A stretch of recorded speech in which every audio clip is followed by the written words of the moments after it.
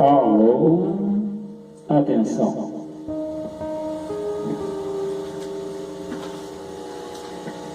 Boa noite, meus queridos amados irmãos em Cristo.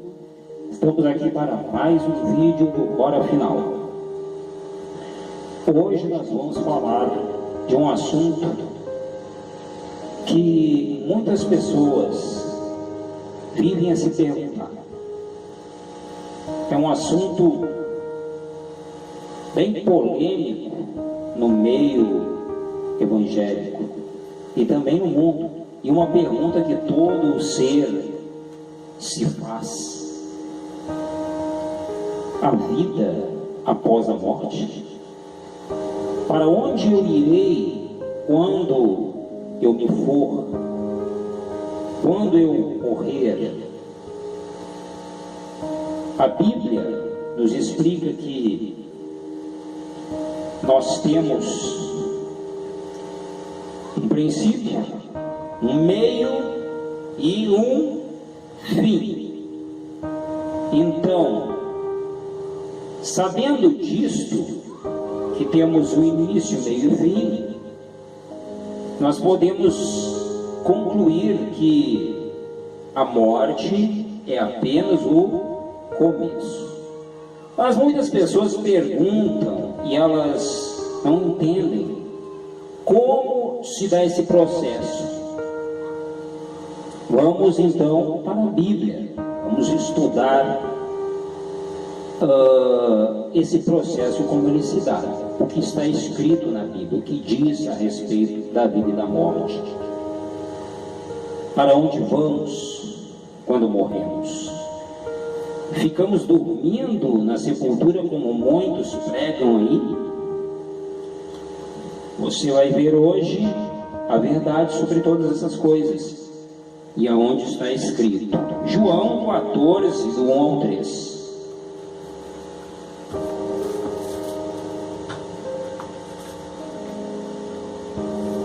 Vamos lá.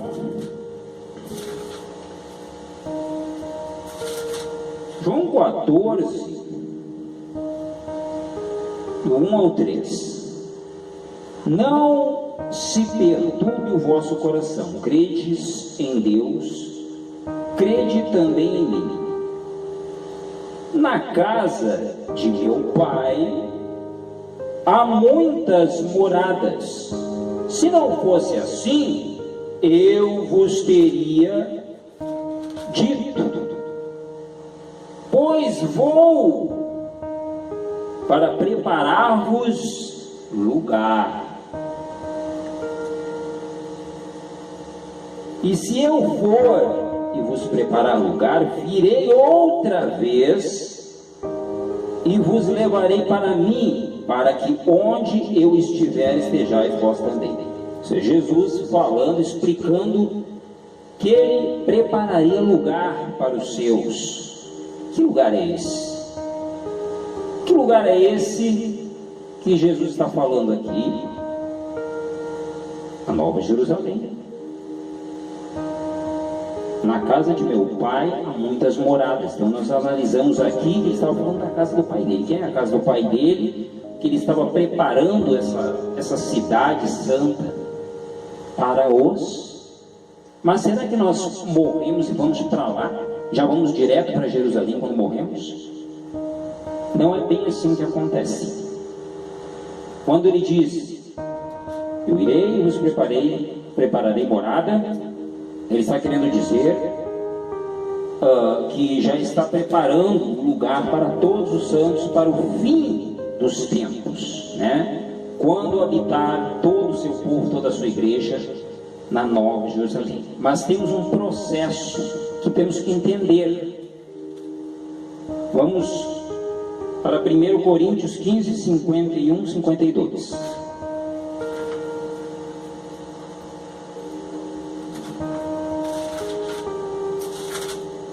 Primeiro Coríntios,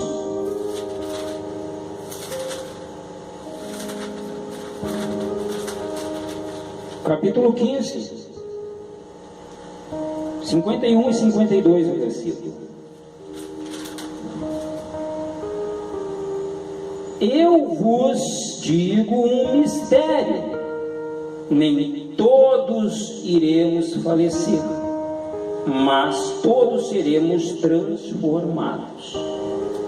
O que é esse mistério que Paulo estava falando aqui em Coríntios, em 1 Coríntios? Porque Paulo, já naquela época, ele esperava o arrebatamento, assim como todo cristão espera o arrebatamento. E é o arrebatamento que nós temos que entender que é o evento que precede todas as coisas. Sem o arrebatamento, não há conclusão do livro de Apocalipse. Porque o livro de Apocalipse se cumpriu até certa parte, pelos estudos feitos pela analogia, também pela filosofia e pela teologia, enfim, pela ciência, os estudos feitos determinam que Apocalipse já se cumpriu em parte. Muitas das profecias de Apocalipse já se cumpriram e estão acontecendo diante dos nossos olhos, e muitas vezes passamos despercebidos por elas. Perante todas essas coisas, Jesus, em determinado tempo, ele disse, quando perguntaram para ele: mas como sabemos, Senhor? Como é que vamos saber quando é que vai ser o fim? Ele disse: olha, esses sinais precederão o fim. Assim como uma figueira balançada ao vento, as estrelas cairão do firmamento, haverá terremotos em todas as partes, gritos de guerra, fome, matança, nação contra nação, pai contra filho, filho contra pai, desamor. Quando virdes essas coisas acontecer, ou ouvirdes sobre elas, eis que está perto o fim.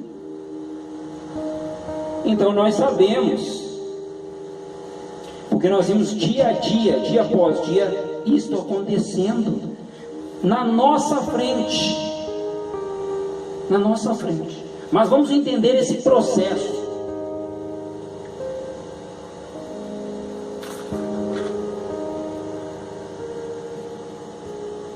Em 1 Tessalonicenses, no capítulo 4, 15 e 17. Capítulo 4, 15 e 17. Afirmamos pela palavra do Senhor que nós, os que ficarmos vivos para a vinda do Senhor, de modo algum precederemos os que já faleceram. O que quer dizer isso, pregador? O que quer dizer? Eu em breve já vou explicar. Primeiro nós estamos lendo, fazendo a analogia destes versículos que você tem que acompanhar aí, também ler, também analisar, para que você possa ter um entendimento maior sobre todas essas coisas que eu estou falando. Vamos lá em Gênesis, bem no comecinho da Bíblia, o primeiro livro da criação de Deus. Gênesis 5.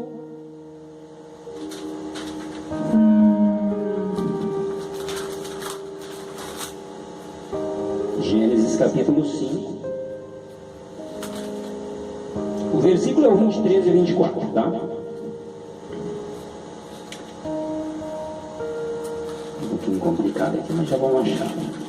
Gênesis capítulo 5, versículo 23 e 24. Todos os dias de Enoque foram 365 anos. Enoque andou com Deus até que não foi mais visto, porque Deus o havia tomado. Em outras traduções fala: Enoque foi arrebatado. Pois é, já havia arrebatamentos na época do Antigo Testamento. Algumas passagens narram isso. Então, o que é arrebatamento? Arrebatamento, você não passa pela morte, você é arrebatado. É transformar nos ares. Você transforma o seu corpo. É transformado tudo em você, sem passar pela morte. Elias também subiu ao céu de uma maneira inusitada. Uma carruagem de fogo desceu e o tomou, e Elias subiu aos céus num redemoinho. Então Elias também não passou pela morte. De uma certa forma, isto foi uma forma de arrebatamento também. Mas aonde eu quero chegar? Em como se dá esse processo para que as pessoas não se enganem. Agora nós vamos fazer uma analogia sobre o livro de Apocalipse. O livro de Apocalipse.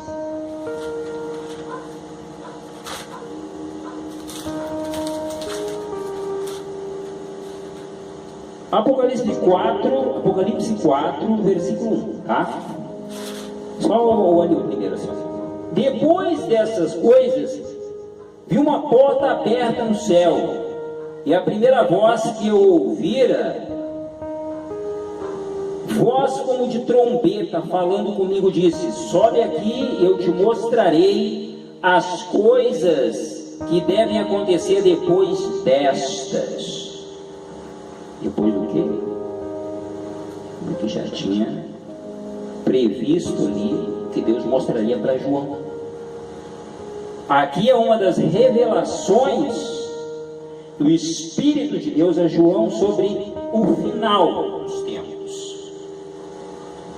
Há muitas especulações a respeito disso. Uns dizem uma coisa, outros dizem outra. Mas como se dá o processo? Esta é a pergunta. E eu estou aqui tentando explicar essa pergunta.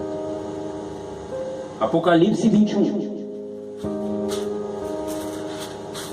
Lá para o versículo 21.